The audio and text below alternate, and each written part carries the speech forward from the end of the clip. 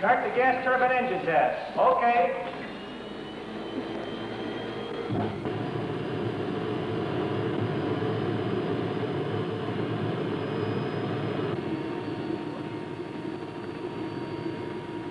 I am Henry Ford II, and this is a good place to begin our story as we look into the future. This is mostly the story of an idea on which our company was founded. The idea is that an industry will succeed only if it is thought of as an instrument of service rather than a machine for making money. But the only way the idea can be made to work is through human effort. And this is really the story of that effort.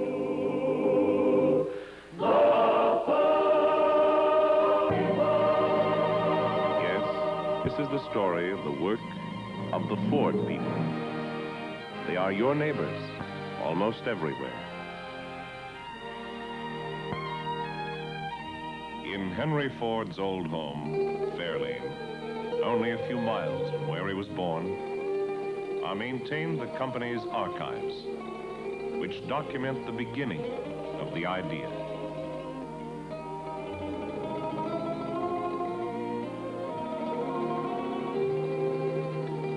As Ford himself put it, the industrial idea is to duplicate a useful product by as many thousands as there are people who need it.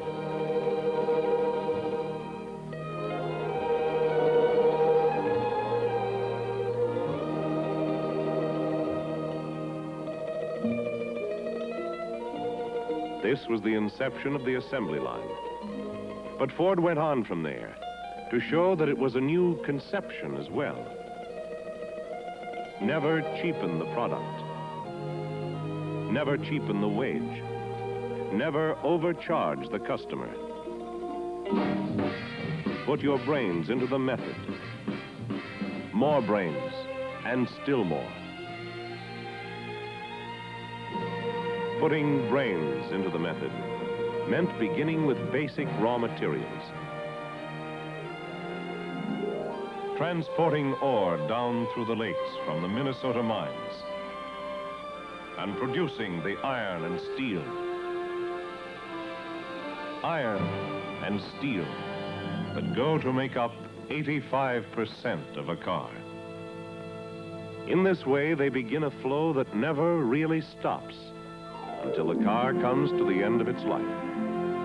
This continual motion, like that of the molds in which the engine blocks are poured, is symbolic of mass production.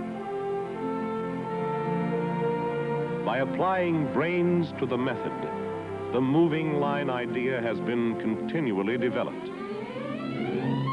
All of these operations are leading to craftsmanship with the drudgery taken out of it. These machines first performed in human brains, the brains of Ford people who are engineers, to help duplicate a useful product by as many thousands as there are people who need it. But machines alone do not give us mass production. Mass production is achieved by both machines and men.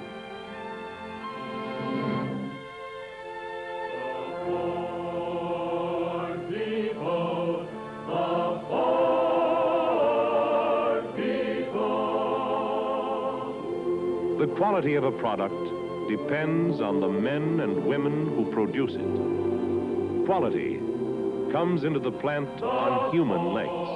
The Ford people, the right people for the industry that gave the nation its transportation back in 1903.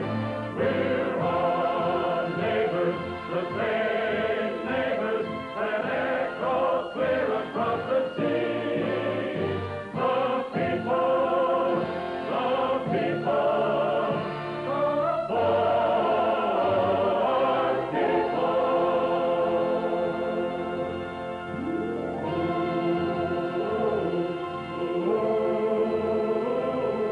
It is easy to be deceived by the incredibly complex machines. But the human element is behind it all. People conceive the function of these machines. People guide and control to increase productivity, to create more jobs, to help keep the country humming with activity.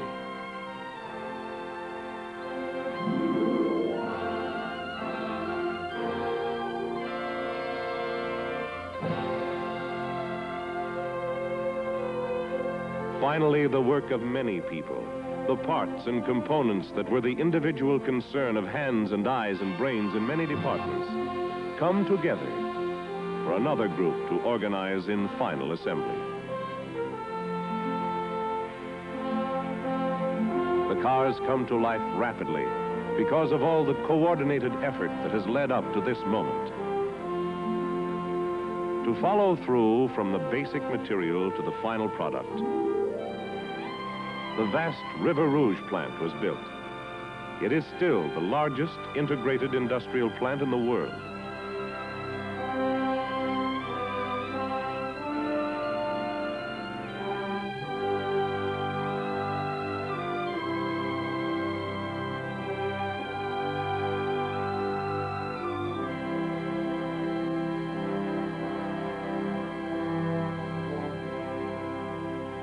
But as the idea of mass production for mass distribution grew, it became necessary to spread production far beyond the Rouge plant and create jobs in other states.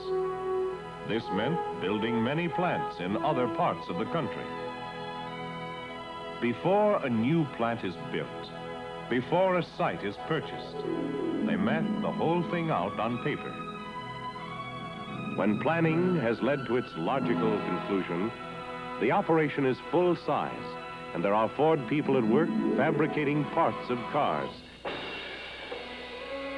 In places like Buffalo, New York, where Ford people press sheet steel into roof panels and other body parts. Cleveland, Ohio, where they make engines.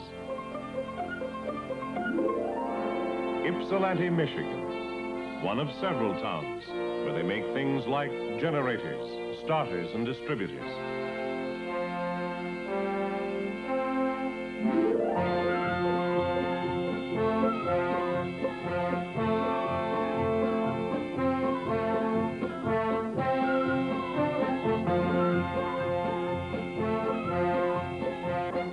In other places, they are working on jobs that are vital to the defense of the country.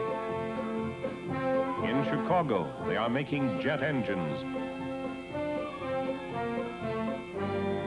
The company has plants across the nation. What is this but an extension of the Ford idea? A production line close to the homes of the people who use the product. All the way from Norfolk, Virginia, to Long Beach on the West Coast. Here is where the Ford people work, in Atlanta. And here is one of the newest plants, near San Jose, California. And this isn't hard to identify as Dallas, Texas. Here is one of the Ford people of Long Beach. He mounts wheels. The body parts or engine may have come from Buffalo or Cleveland, but the wheels in this case came from just across town, from the plant of the supplier. These are the first cousins of the Ford people.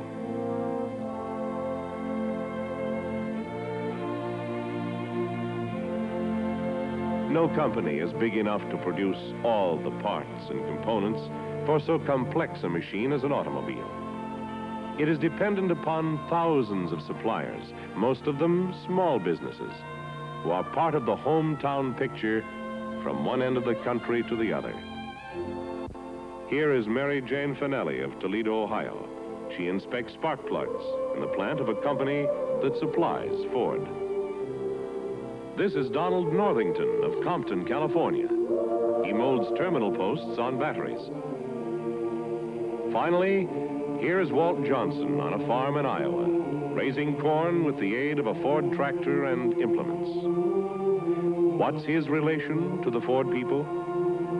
Ford buys 150,000 bushels of corn products for foundry core ingredients. They help to cast the engine block in the Ford truck Walt uses to get the corn to market. All in all, the Ford people are great customers themselves. They use 10,000 cases of paper towels a month when they wash up, to name only one item out of tens of thousands. And they have close ties in every neighborhood, from the fellows who dig coal in West Virginia or Pennsylvania, or produce tung oil for Ford paint in Louisiana,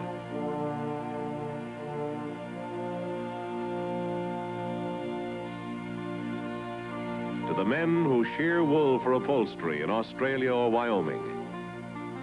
And the ties are not all quite as remote as these. Years ago, the Ford mass production idea spread all around the world, creating new jobs. And now, there are Ford people at work on every continent. Let's let a few of them introduce themselves. My name is Norman Florchuk. I work on the Ford final line in the Dearborn Assembly Plant, USA.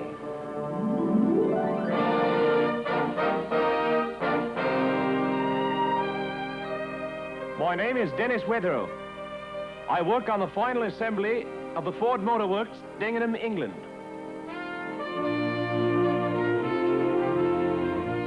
Mijn naam is Hugo Swabenbacher. Ik werk op de Ford Motor Company België.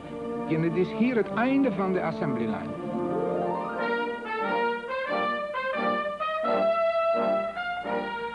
Meu nome é Joaquim Valença e trabalho na linha final de montagem da fábrica Ford em São Paulo. My name is Keith Dalton.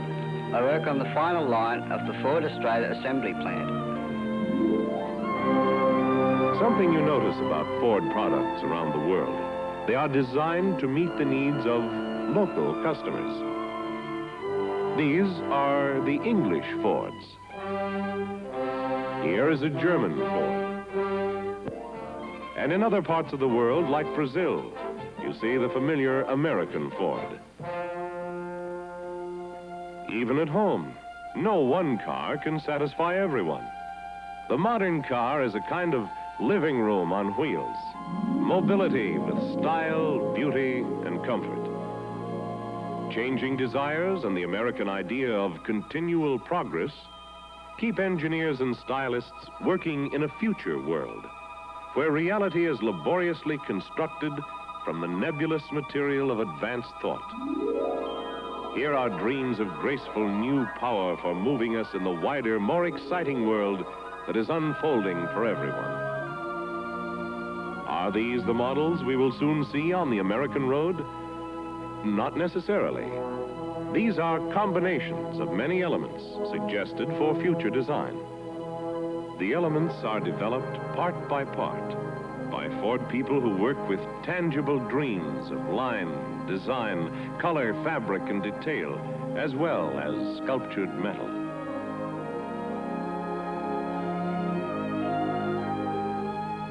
Sculpturing begins with clay models, here in full size, kept exquisitely accurate with precise instruments. Trucks go through much the same stages as passenger cars. When any new truck or car is finally produced in metal and powered with an engine, it is turned over to the people at the proving ground.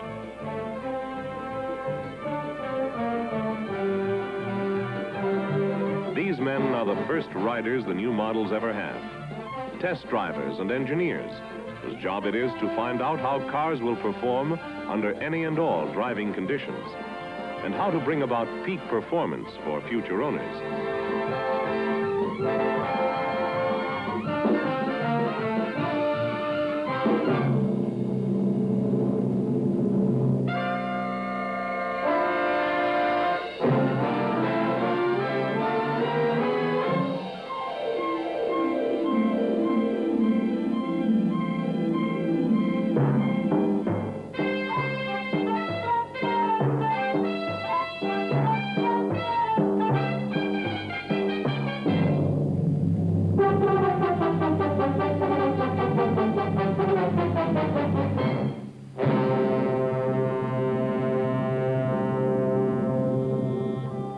another proving ground, they test tractors and 125 types of farm implements.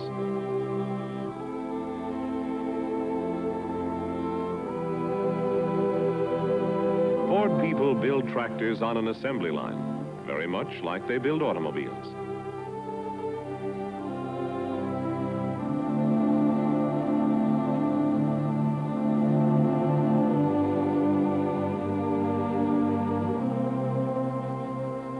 Some of the farm implements are made at the plant in Des Moines, Iowa.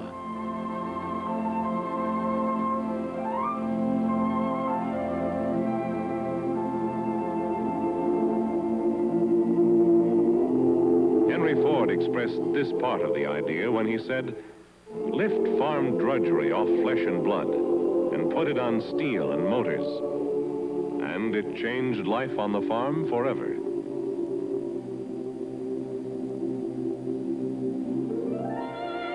Sometimes we look back to go ahead. Only a decade or so ago, there was a car that gained such wide acceptance that it became a classic in its own time. When the Ford people were ready to produce a new kind of car of tomorrow that was conceived to be the finest in the world, it had an enviable reputation before it was born, because they called it the Continental.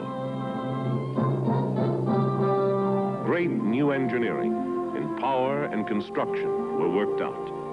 The problem was this: how to create a new Continental with the rakish charm of the classic and still have an automobile to inspire future stylists for years to come. The design went through development stages. Finally, one that captured the best of everything emerged.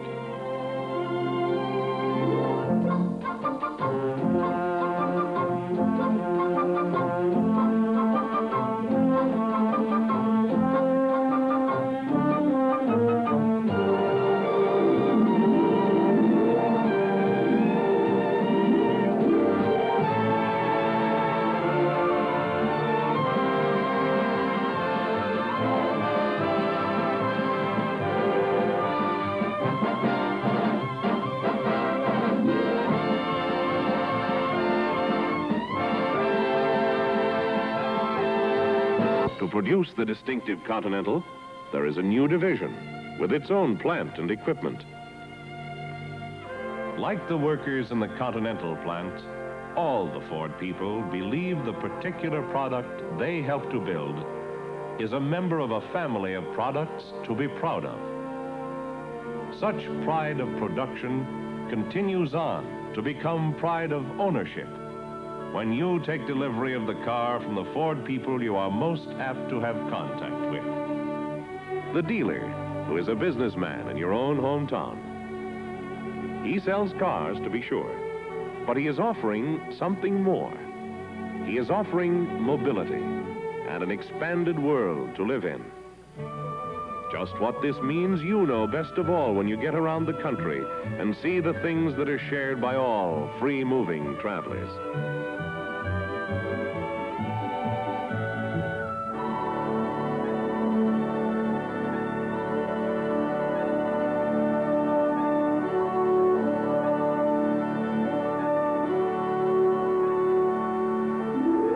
The Ford people themselves have provided a tourist attraction that is one of the most popular in the country.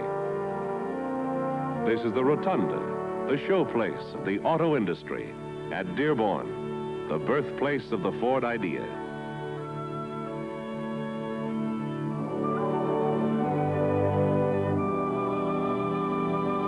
This Dream Garden is one of the ever-changing shows that draw 1.5 million visitors each year.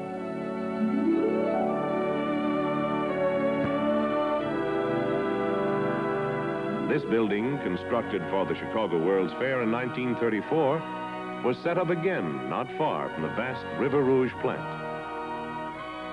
Today, there is another landmark risen among the trees and fields. The company's new administration building. It is a symbol of the expansion of the idea in the hands of men who keep applying brains to the method. How do you put into words the feeling and spirit of the Ford people everywhere? It all goes back to another expression of the Ford idea. It's not good business unless both buyer and seller gain by it. We like to think of ours as a good business.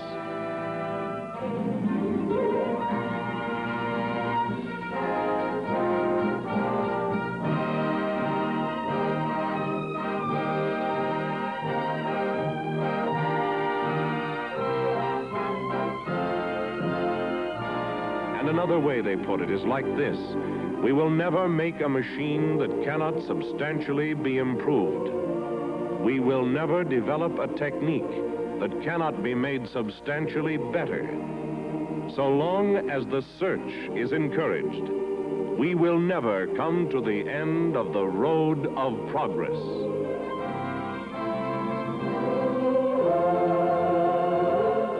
All motion pictures must reach a conclusion.